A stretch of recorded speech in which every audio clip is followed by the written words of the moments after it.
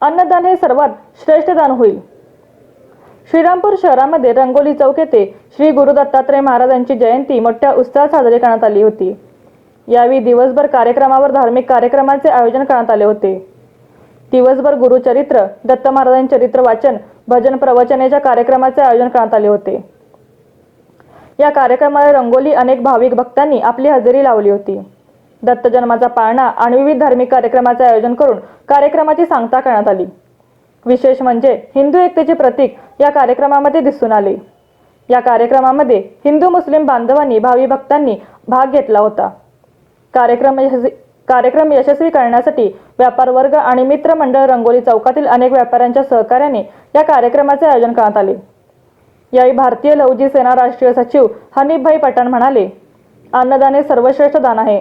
अन्नदान करताना गोरगरीब, वंचित आणि अनाथ आश्रम शाळा येथे जाऊन अन्नदान करण्यात यावा। यामुळे आपल्याला परमेश्वर कुठेच काही कमी पडू देत नाही। अनाठाई खर्च करण्यापेक्षा अन्नदान करणे एक चांगली पारंपरिक पद्धत आहे। परमेश्वराचे चिंतन केले की त्याचे फळ आपल्याला मिळते। कधीही कोणाला कमी लेखू नये। जीवनामध्ये कोणीही कधी कोणाचे वाईट करू नये। ज्याची वाईट नजर त्याची वाईटच होते। ज्याचे कर्म चांगले त्याचे कर्म त्याच्या कर्माचे फळ त्याला मिळते।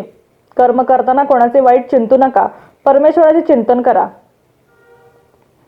अंधश्रद्धा ठेवण्यापेक्षा श्रद्धा ठेवून परमेश्वराचे चिंतन केले तर आपल्याला त्यामधून कधीही देव भेटल्याशिवाय राहत नाही। परमेश्वराचे चिंतन केले तरच आपल्याला पण यासाठी आई वडील गुरुजन यांची आज्ञा पाळावी। आई वडिलांना कधीही विसरू नये। दीनदुबळ्यांची सेवा केली तर त्याच्यातून आपलीही चांगली होते। आपण ज्याचा आत्मा शांत करतो त्याच्याच आत्मरूपातून आपल्याला परमेश्वर भेटल्याचे वाटते। या कार्यक्रमाला अनेक भाविक भक्त उपस्थित होते। कार्यक्रम यशस्वी होण्यासाठी भारतीय लौजी सेनेचे संपूर्ण कार्यकर्ते उपस्थित होते।